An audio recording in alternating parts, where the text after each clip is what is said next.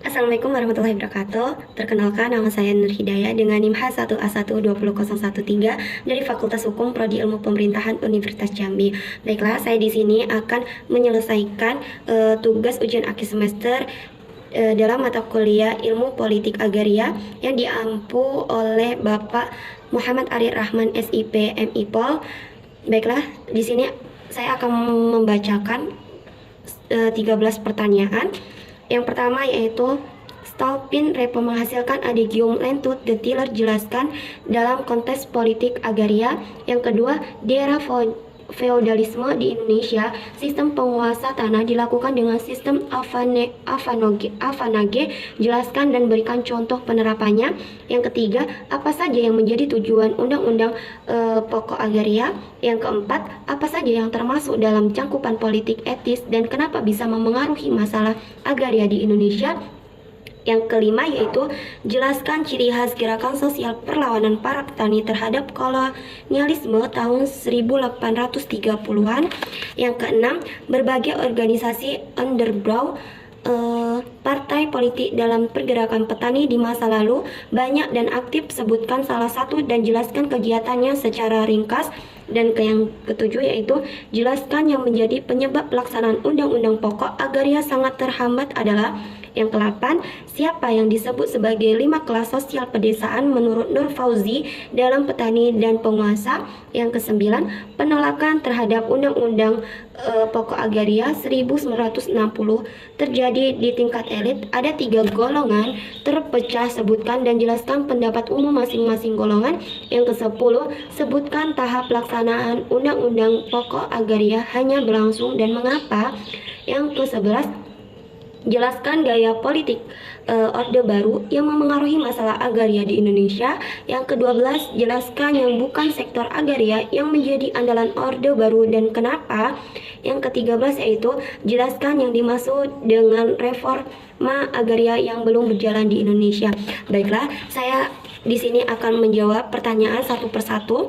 Yang pertama yaitu Stolpi Report menghasilkan Adagium Lentu the Tiller jelaskan dalam konteks politik agraria. Baiklah, saya di sini akan menjelaskan mengenai politik Stolpin Report penghasilan Adagium Lentu the Tiller dalam konteks politik agraria. Baiklah, saya di sini akan menjelaskan mengenai land to the tiller dalam konteks politik agraria. Di sini itu adalah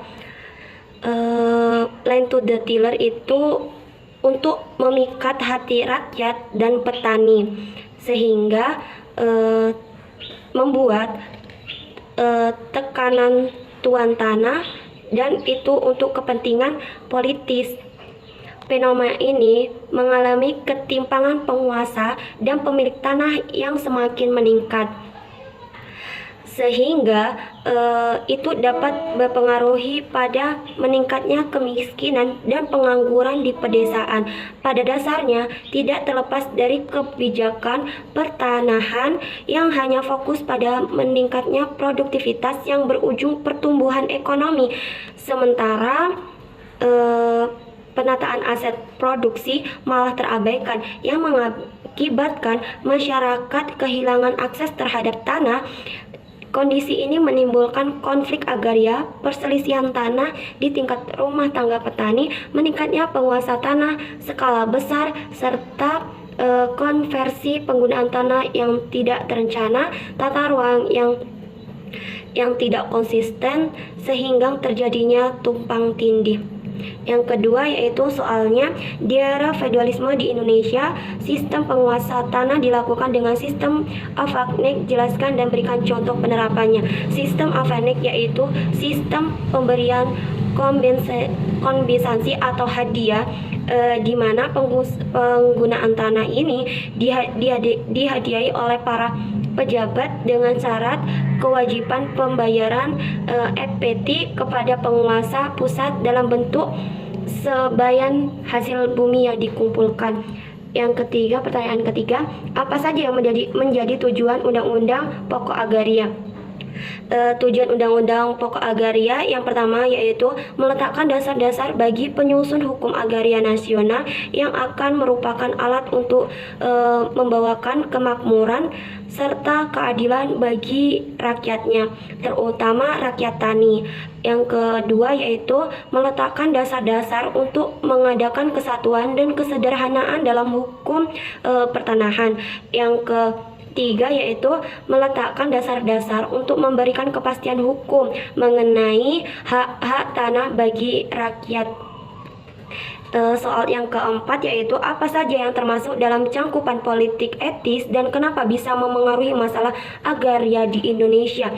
Politik etis merupakan kesadaran bahwa negeri Belanda berhutang berupaya kekayaan yang disedot dari Indonesia, sehingga kebaikan yang telah diberikan oleh Belanda ini Indonesia memberikan dampak atau pengaruh terhadap masalah agraria di Indonesia seperti intah darat atau pacekik. Pada zaman politik etis ini perlu dilakukan pengaturan khusus mengenai tanah-tanah partikel, yakni dimulai atau diakui oleh hak-hak penduduk tanah dan hasil kerjanya. Contohnya pada putusan Redfern Justly atau pengadilan di Surabaya tanggal 22 Januari 1913 yang menyatakan bahwa penduduk partikel di Indonesia itu mempunyai hak perseorangan yang mengalami hak turun-menurun, sehingga putusan Redfern Justly di Surabaya ini pada tanggal 7 Juni 1916 menduduki berhak atas tanah dengan hak-hak benda yang dapat dipindahkan hanya ke orang lain. Redfern Justly ini juga menyatakan penduduk di tanah partikel di sekeliling kota Surabaya mempunyai hak milik atas perkarangan yang didiami dan dipakai pada tanah pertanian dengan kewajiban terhadap tuan tanah. Soal yang kelima yaitu jelaskan ciri khas gerakan sosial perlawanan para petani terhadap kolonialisme tahun 1830-an. Ciri khas gerakan sosial perlawanan para petani terhadap kolonialisme tahun 1833 pada tahun 1830-an mencangkut yang pertama yaitu milenialisme atau kepercayaan akan datangnya Ratu Adil. Yang kedua yaitu yang tadi itu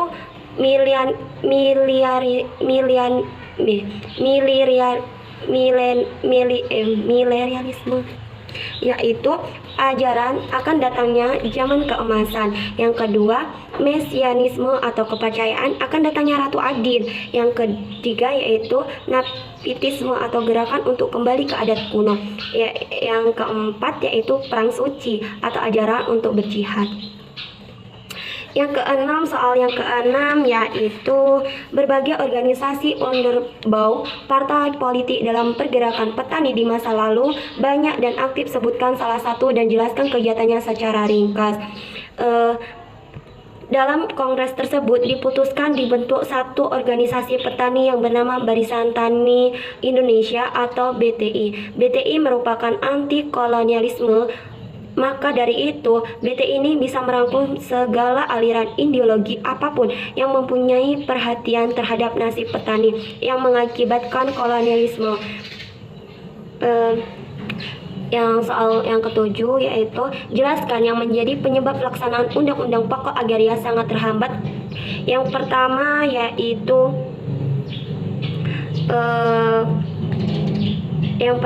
yaitu alasan umum Undang-Undang politik agraria sangat terhambat, yaitu masalah administrasi yang buruk, korupsi dan oposisi dari pihak tuan tanah dalam bentuk manipulasi.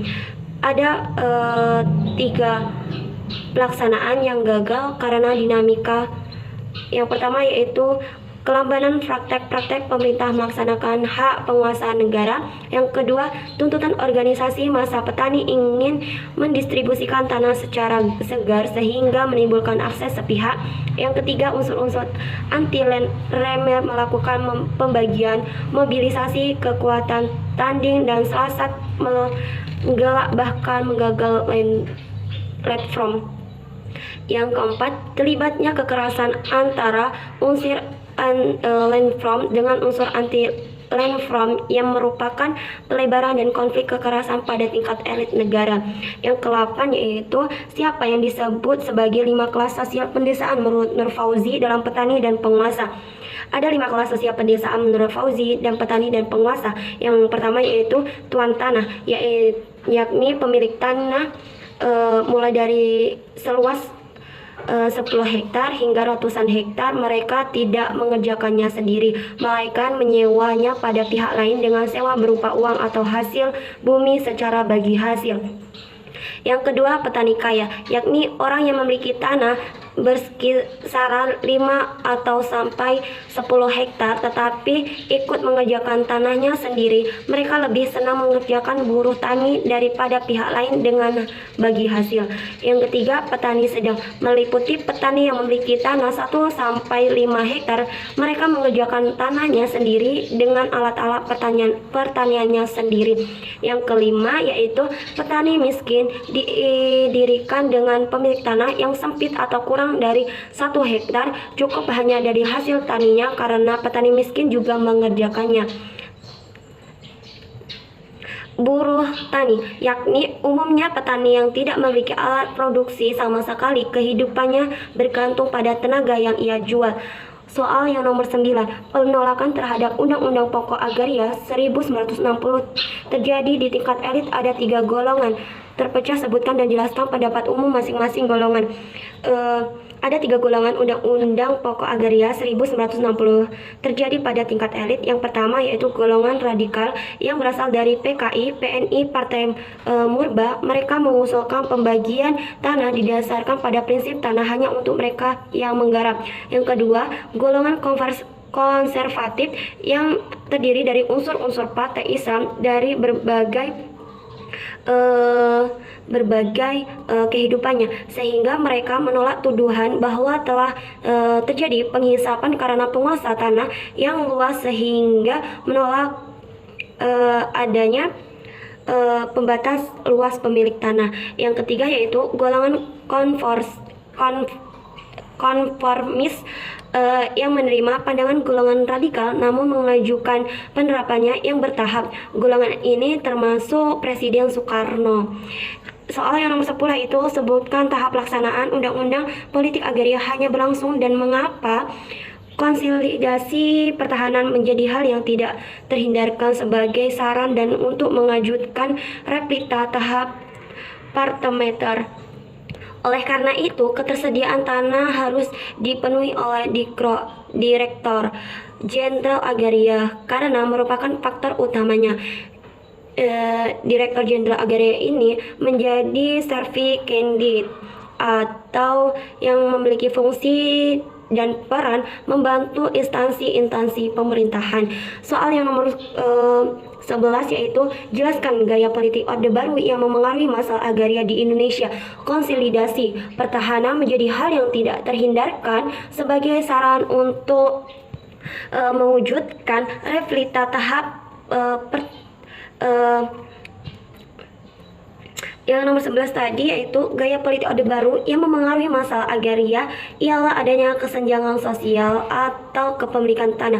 Pada masa Orde Baru ini sistemnya tegas, namun kenapa persoalan tanah diabaikan dan juga data-data yang ada di lapangan tidak akurat dengan kepemilikan tanah yang banyak terjadinya kerugian terhadap ketegasan pada masa Orde Baru. Yang soal ke-10 jelaskan yang bukan sektor agraria yang menjadi andalan Orde Baru dan kenapa. Saya akan menyebutkan satu saja yaitu UMKM atau usaha mikro kecil menengah menjadi satu andalan di masa Orde Baru. sudah jelas usaha mikro kecil menengah ini tidak termasuk ke dalam sektor agraria. Namun kenapa usaha mikro kecil menengah ini menjadi andalan yang dapat meningkatkan pendapatan ataupun wawasan tentang sumber daya manusia yang ada. Soal nomor ke-13 yaitu jelaskan yang dimaksud dengan reforma agraria yang belum berjalan di Indonesia. Reforma agraria adalah proses restrukturisasi atau penataan ulang susunan kepemilikan penguasa dan penggunaan sumber-sumber agraria khususnya tanah. Sedangkan pada saat ini yang belum dijalankan di Indonesia dari segi penggunaan yang belum efektif karena sumber daya manusia di Indonesia masih belum mencapai tahap kemakmuran. Itulah tadi jawaban saya untuk memenuhi tugas ujian akhir semester yang diberikan oleh Bapak Muhammad Arif Rahman SIP MIPOL.